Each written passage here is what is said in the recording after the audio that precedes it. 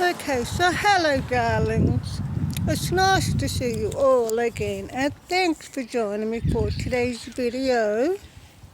I want to talk to you today about the housing crisis and what I think about van life being a good solution for the housing crisis.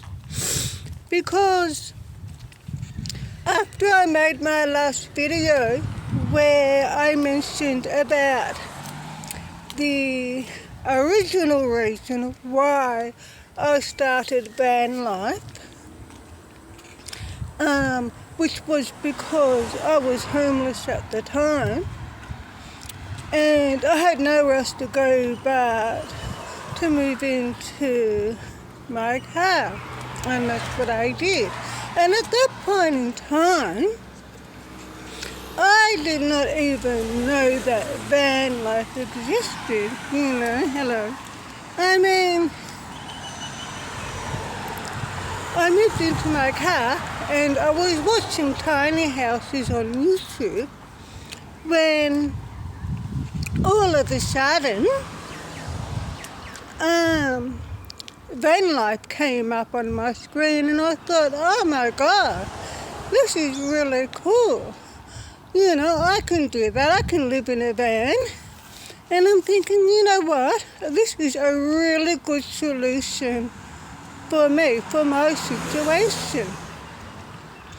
And so after I made my last video, I was thinking about that, thinking about all the people, because I know that the housing crisis is a worldwide problem at the moment. And I can say all the governments, they're not doing much about it. What they're actually doing is just too little, too late,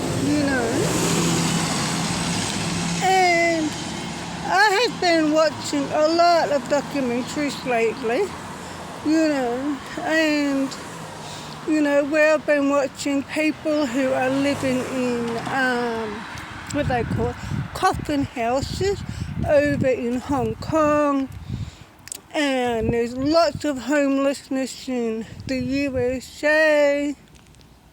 Even people over in the UK can no longer afford to rent in a share house. This is completely wrong. And we have the same housing crisis here in Australia because there's not much affordable housing available, And people are being turned away here in Australia. People are being turned away from caravan parks because, oh my God, I can't believe it, because all of the caravan parks are completely full. Now, I know caravan parks are supposed to be for holidays, but because of the housing crisis, everyone's gone to the caravan parks because it's an affordable solution. But the thing is, now all the caravan parks are completely full and they're turning away families who have got nowhere to go because the price of rent is so expensive. It's absolutely ridiculous. It really is. And we need more affordable housing available. But the thing is, there is no affordable housing available. So what do you do? Well, that's a good question, isn't it? Because when the government isn't going to help you, who's going to help you? No one. therefore, you have to help yourself in whatever ways that you can. Do whatever you can just to survive. Now, I'm going over to Aldi's to grab something for dinner tonight and get some food for Kelly. So I thought while I'm on the way, I'll make a quick video about the housing crisis and about what I think about van life, whether it's a good solution to the housing crisis or not. And of course I'm going to mention about my story because I'll just take my sunnies off. Of course I'm going to mention about my story because I'll just grab a basket for now. Because I think it's important that we all use our experiences to help other people. I really do believe that's really, really important.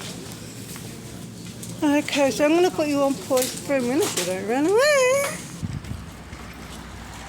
Okay, so I've just been into Aldi's and I've grabbed some food for Kelly. And I got something for tonight to eat. Yeah, so as I was saying, so you have to do whatever you can, to help yourself in whatever ways that you can. And so therefore, because the price of rent keeps going up every year, and the cost of living keeps going up. But the thing is, wages don't. So therefore, we need to make sacrifices. And we all need to have a roof over our heads. And we all need to deserve and have a safe place to live. And so if there isn't any affordable housing, what do you do? So this is why I started van life originally. So as you know my story, or if you don't know because you're new to my channel, my story is that I had to leave my ex-husband, my abusive ex-husband. It was either a life or death situation. And of course I wanted to live. So I left him. And then I went back to my parents' place to live because I had nowhere else to go at that point in time. And I wasn't working. And so I didn't have, the only income I had at that point of time was, what's it called, Social Security. And as you know, that's not going to be, especially if you're on your own like I was, that's not going to be like enough to afford a place to rent, an apartment or a house or whatever.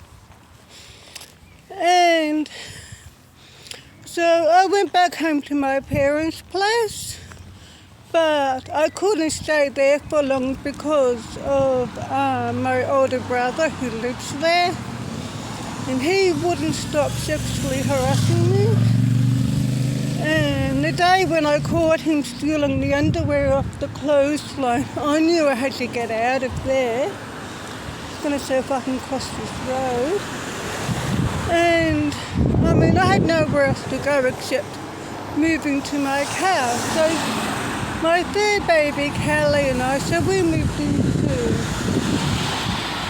my car, and I lived in my car for 2 years and 1 month exactly.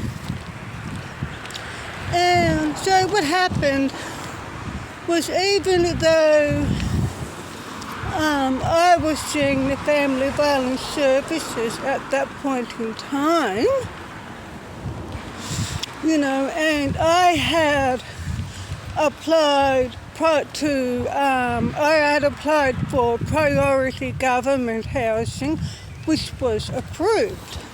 But even though it was approved, I still had to wait a few years before my apartment became available.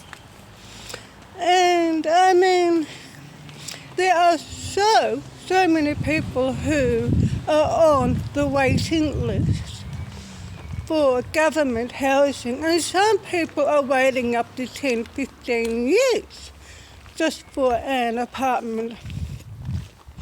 And even if you're on priority, you still have to wait, anywhere between 3 to 5 years or so. However, I was lucky I only waited 2 years and 1 month. But what do I do in the meantime? Well, I'm waiting for my apartment to become available. You see what I mean? I couldn't go back to my parents' house, even though I had put a lock on my bedroom door. I still couldn't go back there because my brother kept trying to break into my room, and he kept knocking on my bedroom window, and, I just felt like a prisoner in my own bedroom at my parents' house, and I just didn't want to be there. And I couldn't afford to rent an apartment, so what do? I moved into my car. At least it was better than being in a domestic violence relationship. And at least it was better than being in an abusive environment. I was happy there. I had my own little space. Kelly and I, we made it work. At least it was a roof over my head. If I didn't have my car, I don't know what I would have done. And I know that there are a lot of people out there who are homeless right now or on the verge of homelessness, and they do not have a vehicle. Oh my God, I really feel for them. I really do, because of the time when I was homeless, that had a really, really profound effect on me, and I never ever want to go through that ever again. But then, when the family violence services did get me my 1-bedroom apartment, which I'm grateful for, so I now had my own safe place with cheap rent, which was good. But because I'm a recovering domestic violence victim survivor, I still didn't feel safe, So now van life has turned into like a sociological thing, because, 1 minute, I'm doing van life because I'm homeless, and then I get an apartment, and now I've decided to do van life because that's where I feel safe. It's got to fix up my processor. Yes, I'm wearing my processor today, as you can see, so I can hear everything. Oh my God, everything's so loud. Like for example, I walked into the bathroom to have a shower one day, and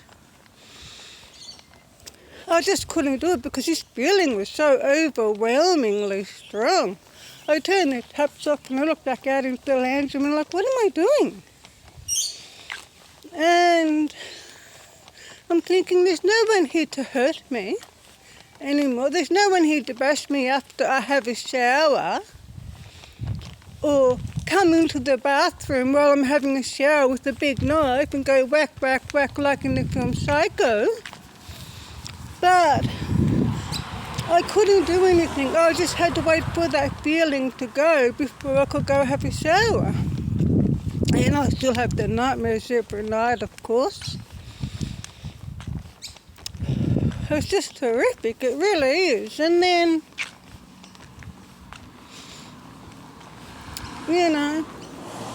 so van life has saved me twice. Actually, it saved me from homelessness.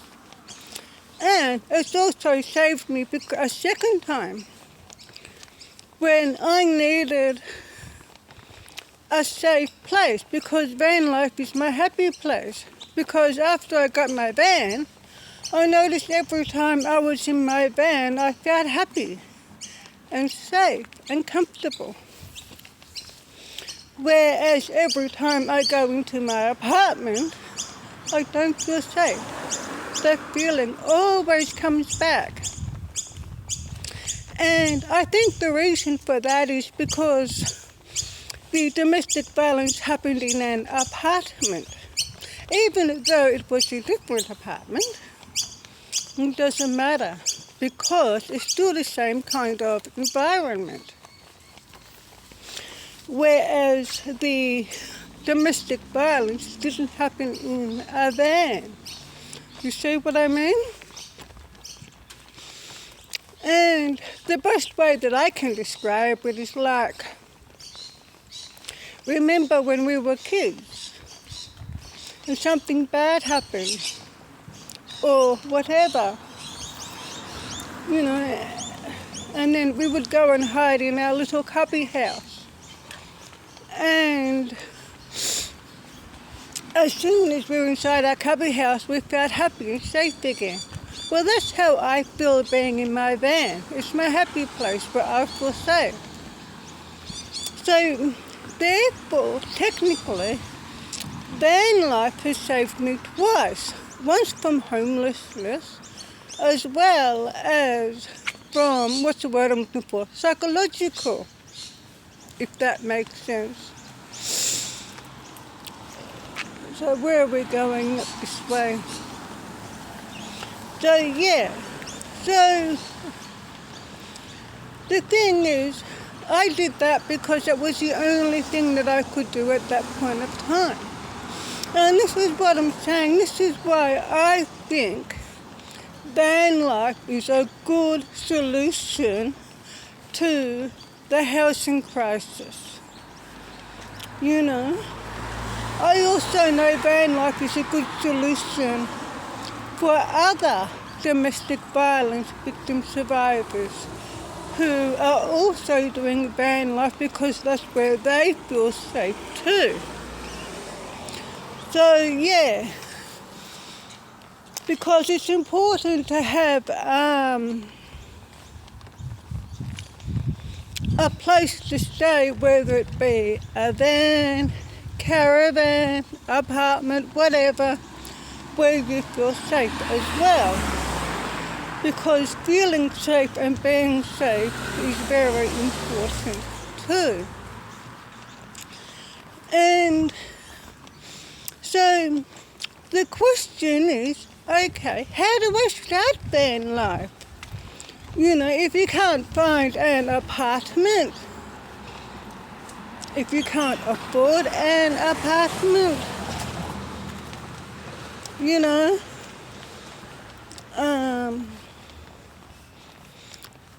maybe you can afford an apartment, but you can't afford to live because of the bills and everything. Like I know of a couple of people who live in Melbourne here who are renting, and they have to go to the food banks to survive because after they pay their rent, their bills like their electricity, gas, etc., they don't have any money for food. And they said if we didn't have the food banks there, they wouldn't be able to survive. I mean, it's just so wrong. It really is. And I believe that the governments all around the world should be doing more about it. But like I said, they're not. They're just doing too little, too late. And I think that's wrong. This is why we need to do whatever we can now. So the question is, okay, how do I start van life then? If I can't find a place to rent, how do I start van life? And that's a good question. Well, what I suggest you do is, hang on, my processes come off again. Yep, that's it, I fixed it up.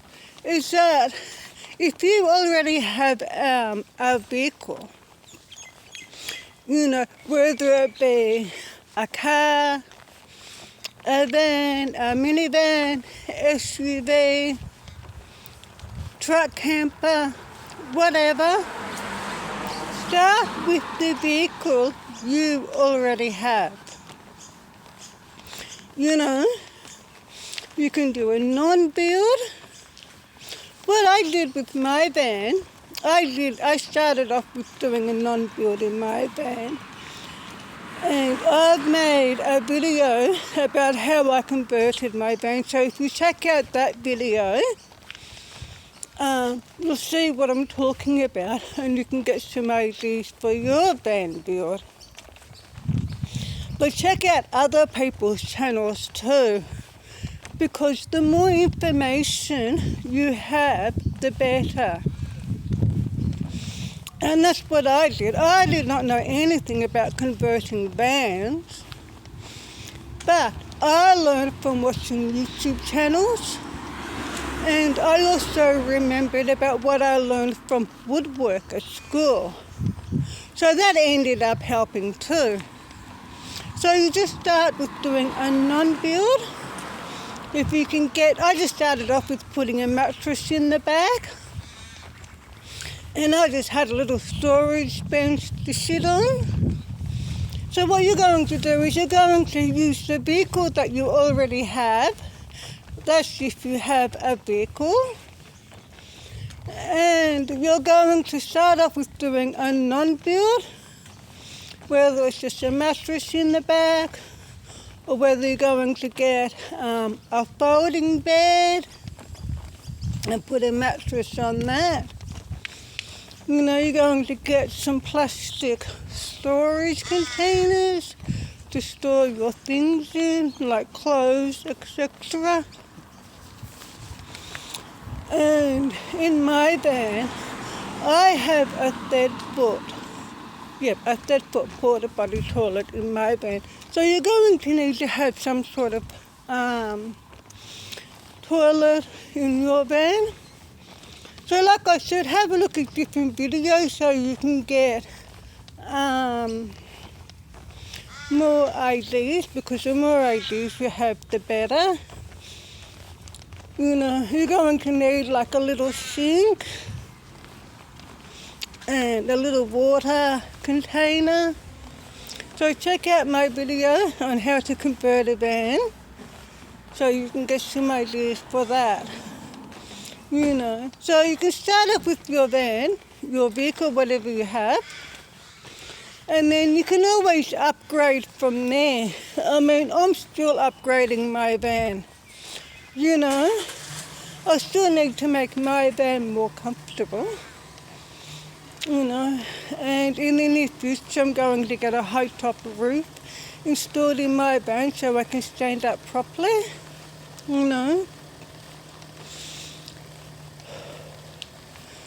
So you're going to need to grab some fans. I also have some USB mini air conditioners. You're going to need like a heater, like a Mr. Body heater or something like that. Now the thing is, if you don't have a vehicle, Now there's different ways on how you can get a vehicle, like for example, if you're eligible for a loan, there are many good quality second-hand vans and minivans out there.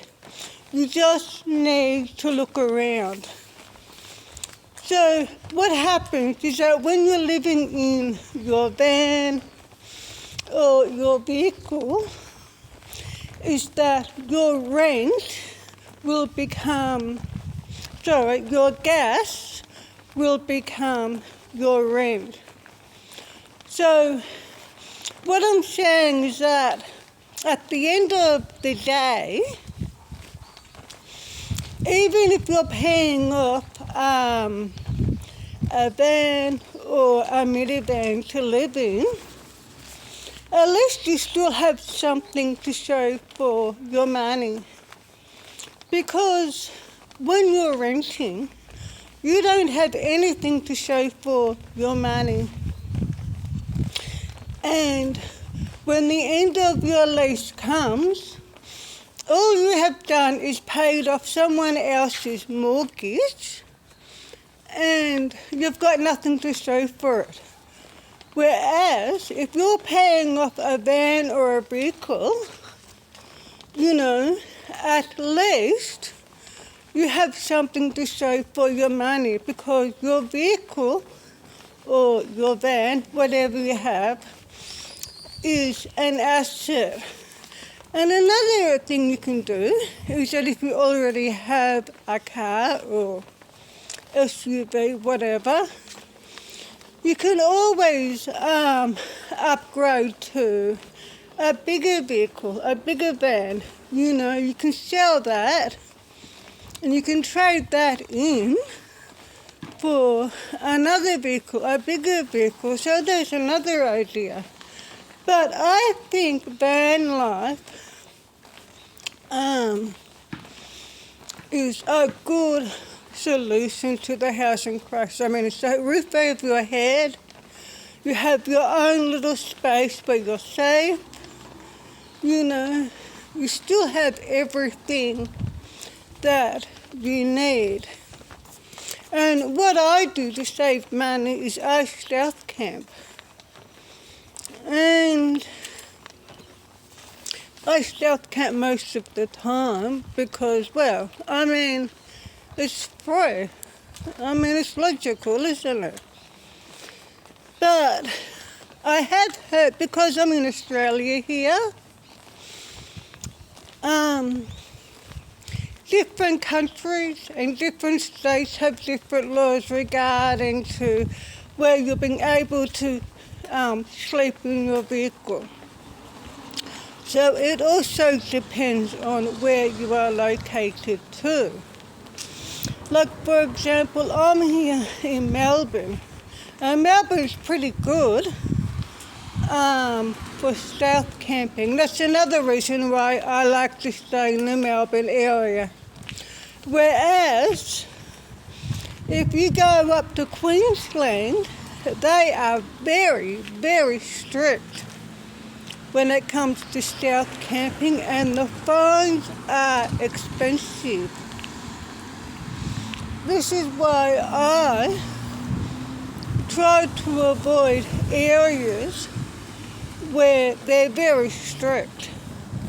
Now, over in the USA, I have heard about the executive order, and I think that's wrong. I really do. I don't think everyone is going to agree with me, and that's fine. But I think Trump has gone about it the wrong way. I think what should have happened instead is, instead of taking people's vans and vehicles away from them, instead they should have gone about things in the opposite way. Meaning find a place for people to park their vans. You know, like a big car park somewhere or a big paddock somewhere. You know, as well as have some amenities there, like toilets and showers, etc. You know, they should be able to let people who are homeless sleep in their vehicles, because it's still a roof over your head. I mean, it's better than being on the street, isn't it? I mean, like I said earlier, when I was homeless, if I didn't have my car, I don't know what I would have done. And I say now, if I didn't have my van, I don't know what I would do. Because I still need my van. Because if something were to happen, like for example, if my landlord decides to sell my apartment, well, I'm going to be living in my van permanently anyway, aren't I? Because there's no other affordable accommodation available. And I know I'm one of the lucky ones to have affordable accommodation, but I only have that because of the Family Violence Services. If it wasn't for them, I wouldn't have my apartment at all. So I'm really grateful there. But what about all the other people? You know, I mean, I wish the government would do more to help this situation. I mean, you can't have people living in coffin houses. I mean, a lot of people can't even afford to rent in a share house now. I mean, so everyone needs to have their own vehicle if they can. I mean, I can understand and see why so many people are turning to van life. And that's why many people here in Australia are turning to van life, because it's a good, affordable, alternative solution, to the housing crisis. And the thing is, because times are changing, and then I was watching another video the other day about this subject, and she said that the van lifers of today are pioneers of the future. And I agree with that, because van life is becoming the new norm. And I can see in the near future, in the distant future, how many people are going to be doing van life because they're priced out of the housing market.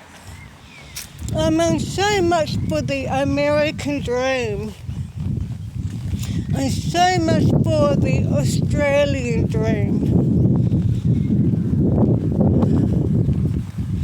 I think it's quite sad, actually, but this is the reality of 2025.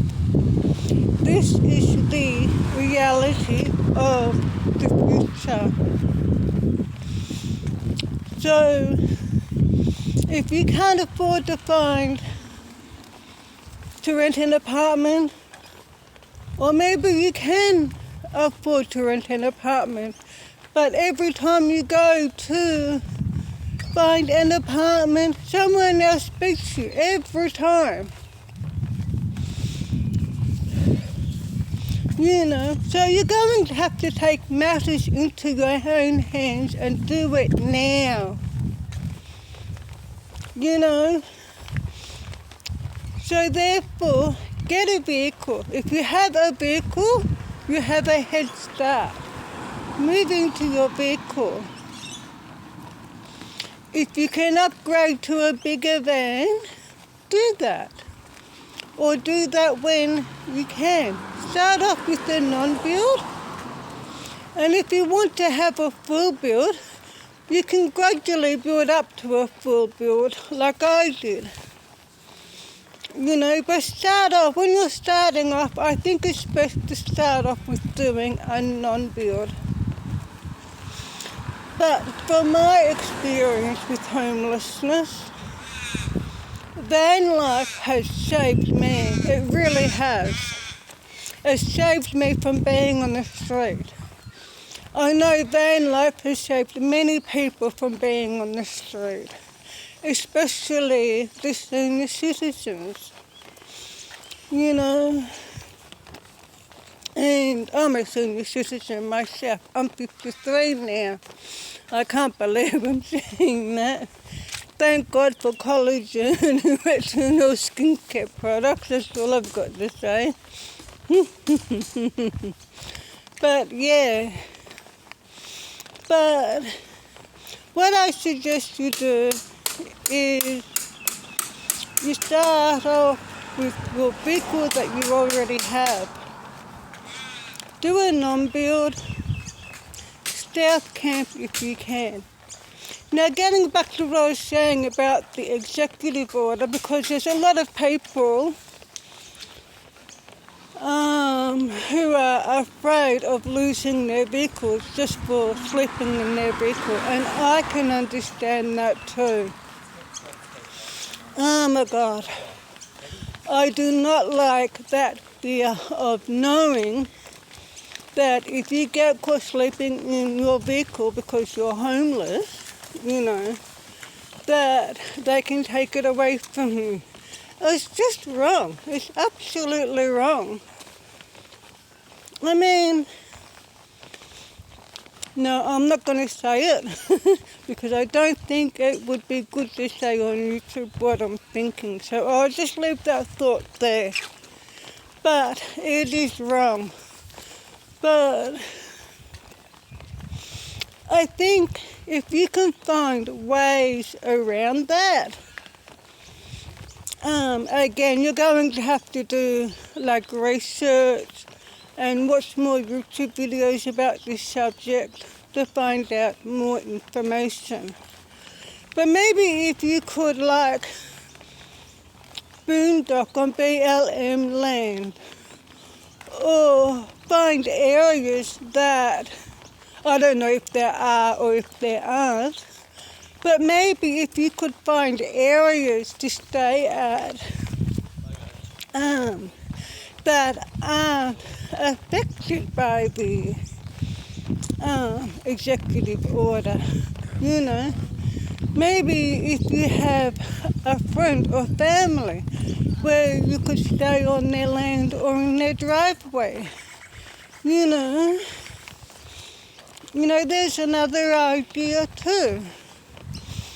But this is where you need to use your imagination and knowledge and figure out what's best for you.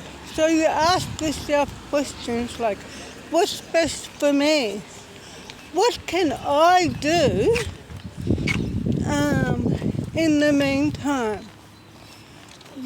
Where can I go? Who can help me? Things like that. And hello. You want to start? Oh yeah, I'm making a video. Thank you. Oh, okay, thank you. Yeah, so,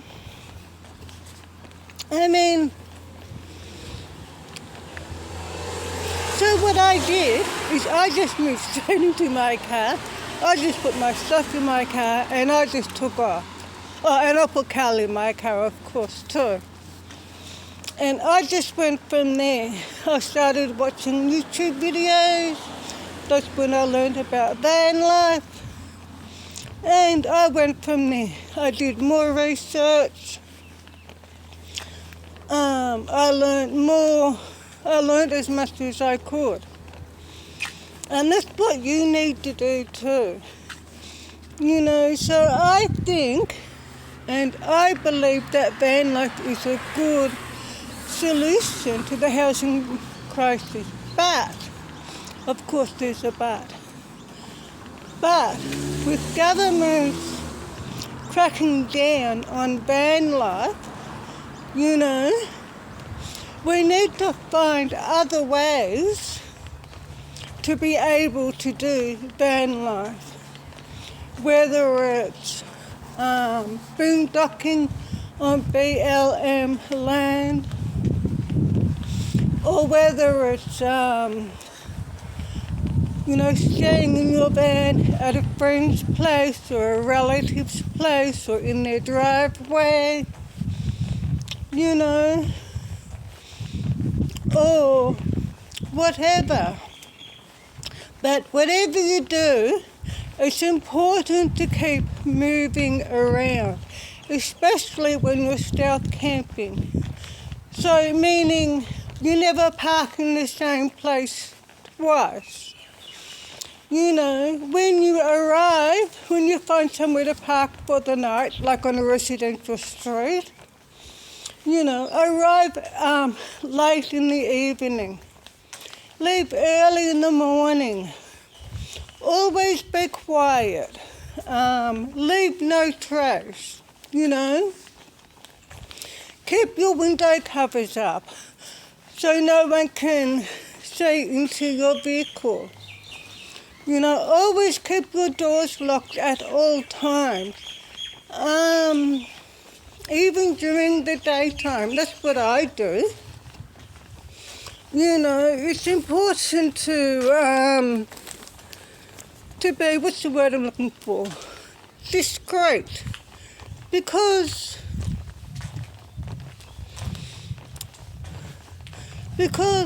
there's always that one, I'm going to take these off. They're so uncomfortable to wear when I'm wearing my processor. Looks better. Because there's always that one or few people,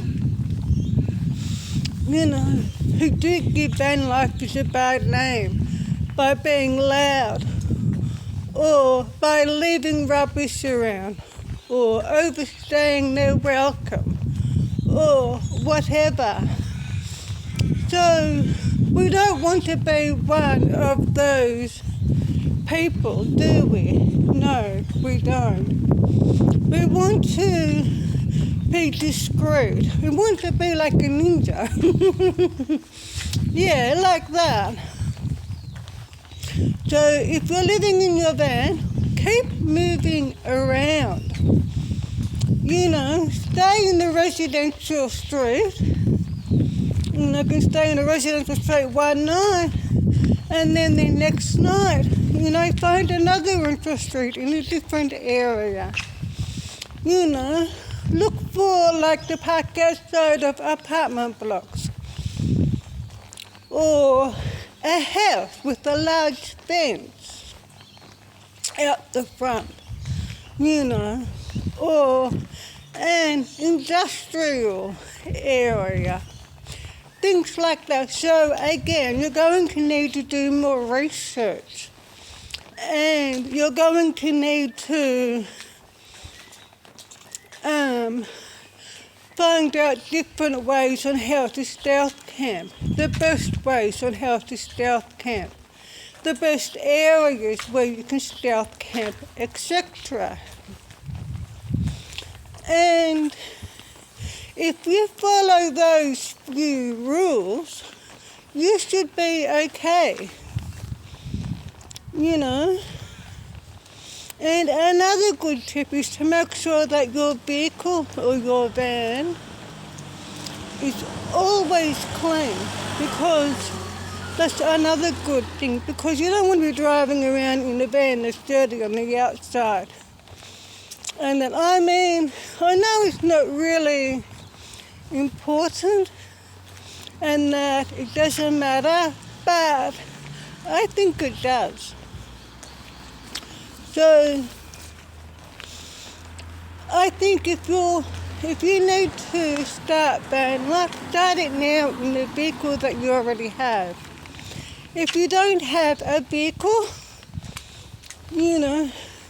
see if you're eligible for a cheap loan, because there are a lot of good quality cheap vehicles and vans around. My van was only I'll correct myself. My van is a 2005 Kia Pagero van, and I bought it for $4,500 with the help of my son, of course. Because if it wasn't for my son, I wouldn't have been able to buy the van. I mean, I had half of the money, but he gave me the other half. This is what I'm saying. If any family members or relatives may be able to help you out, do that. Because like I said earlier, at the end of the day, if you're living in your van or vehicle, at least you still have something to show for your money. Because you have your vehicle, which is an asset. Whereas when you're renting, you have nothing. You have nothing to show for it whatsoever. And all you've done is just paid for someone else's mortgage. So I suggest if you can start van life now, do that. If you already have an apartment and if you are on the verge of homelessness, and if you're thinking about starting van life because you'll be able to live better, then I suggest you do that. So if you're going to go down that way, then I suggest you start selling your things now. And you can use that money towards your van life.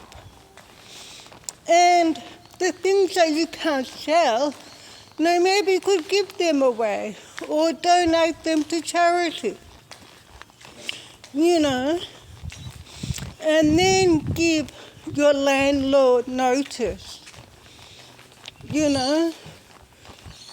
Maybe you have some things that you still want to keep that are sentimental to you.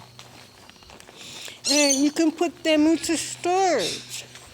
But I mean,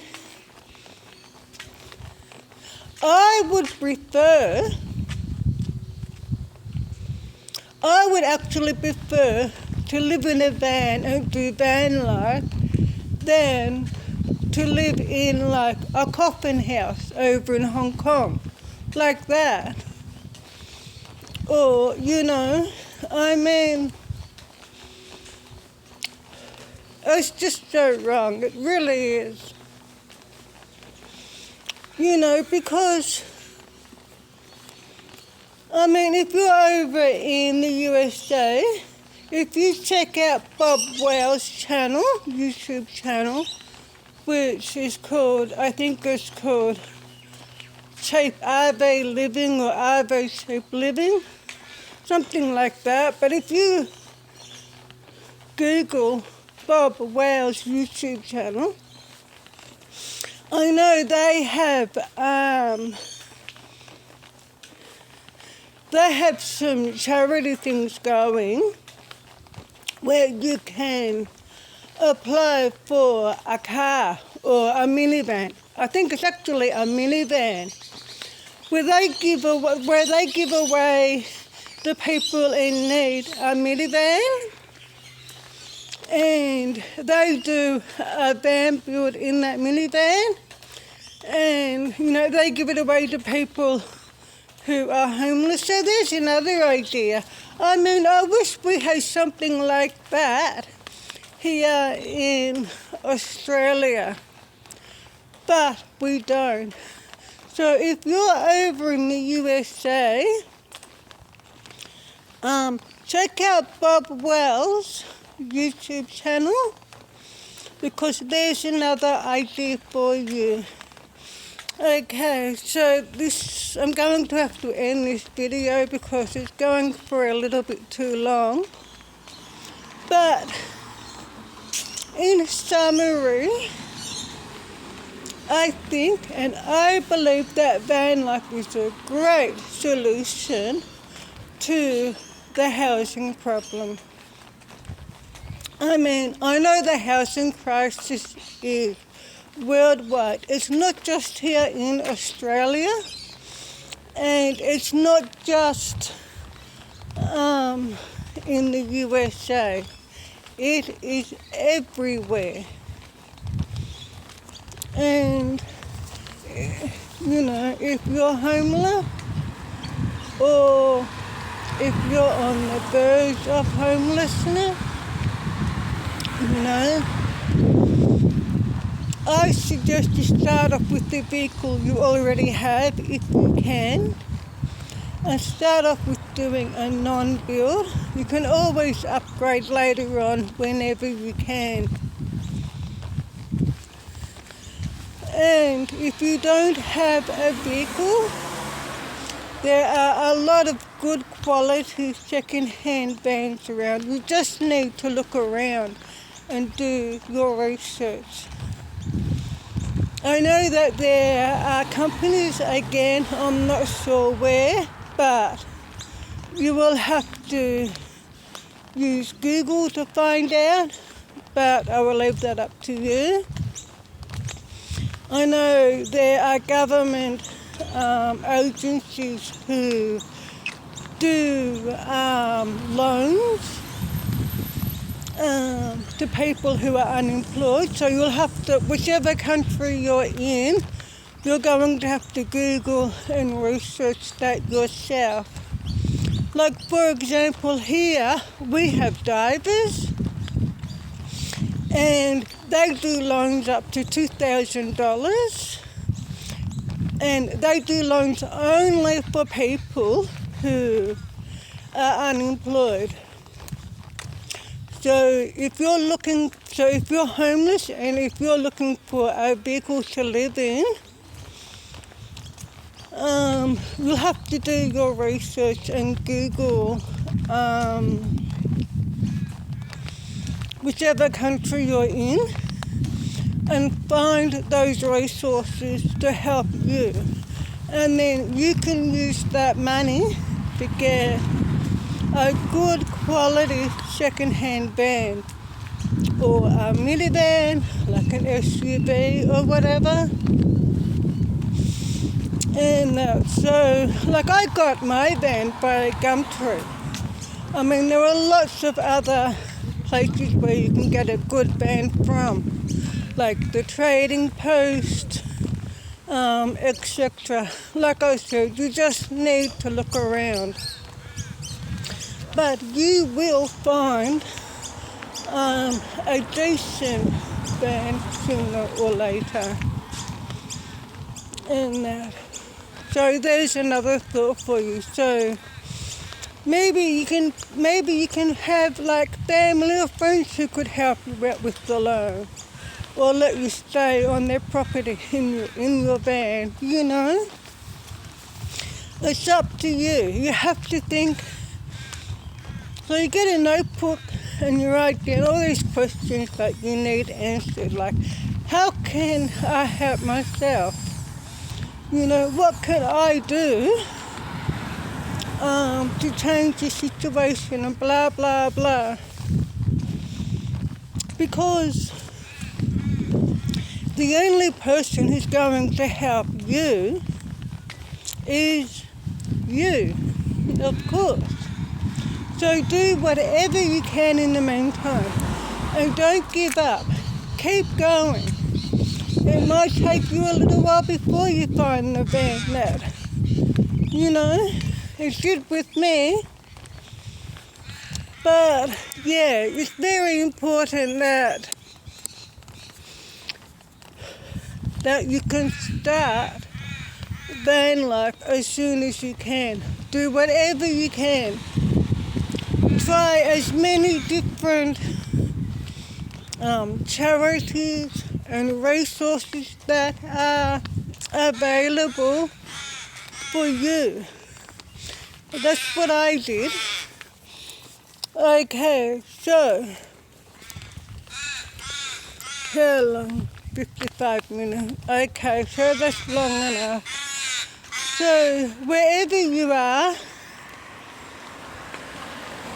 whatever your situation is, I wish you all the best, and I hope you can start van life as soon as possible, and I hope you find that van as soon as you can, and I hope you find the resources that you need to help you. So thanks for joining me for today's video. I hope it was helpful for you in some way. I mean, I've been there myself, so I know what it's like, and it's not nice being homeless. It's very hard, but from my experiences, at least when you have a van, at least it's better than being on the street. At least you have a roof over your head, At least you have your own little space where you're safe and comfortable. And and if you're south camping, keep moving around. That's the most important thing, is to keep moving around.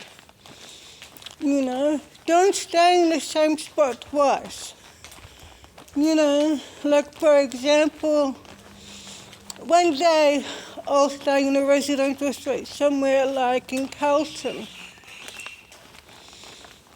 And then the next day, I'll move on and I'll find another residential street, but like in Collingwood. Now Collingwood is next door to Carlton. You see what I mean? And then I'll move on again. And then the next day I'll find another rental street to south camp on, but on the other side of Collingwood, and so on and so on. So I keep moving around, but by doing that at the same time, I'm also saving gas because I'm not travelling far, but I'm travelling enough. And what I do is I have a notepad just for south camping, and I write down everywhere that I have south camped. So that way I can stay organised, and then that way I know when I can rotate back to those same spots. And I'm not going to rotate back to those same spots until months and months later. So therefore, if I'm going to stay in the same spot twice, I'm only going to stay in the same spot. Like say, for example, the first time will be maybe in say January,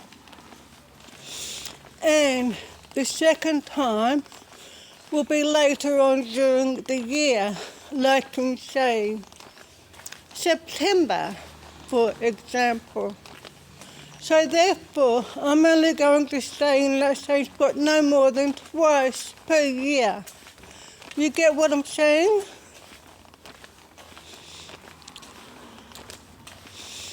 And this is why I think staying in the city area and the metropolitan area is better for stealth camping than in the small country town.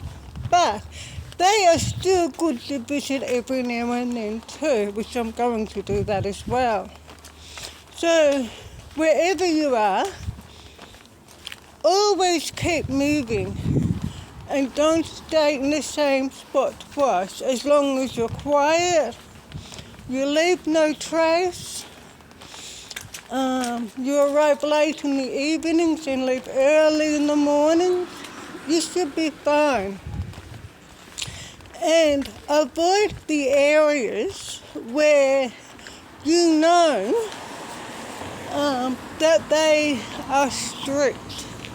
Where you know that stealth camping is strict in those areas, like up in Queensland for example, avoid those areas because you don't want to be getting a fine for sleeping in your vehicle, and you certainly don't want to get your vehicle taken off you either. So as long as you follow those few rules, you should be fine. Okay, so I'm going to end this video here now, and I'll see you guys in the next video. So please subscribe to my channel to support me if you haven't already done so, and don't forget to give my videos a thumbs up. So I'll see you guys in the next video. Oh, what was that noise? Oh my god, I think it was a motorbike. Oh, that scared me. I jumped out of my skin thinking, what the hell is that noise? Oh, because I've got my processor and I can hear everything. Oh, so funny. Anyway, so until then, please take care, darlings, and of course, drive carefully. And I'll see you guys later. Bye-bye, darlings.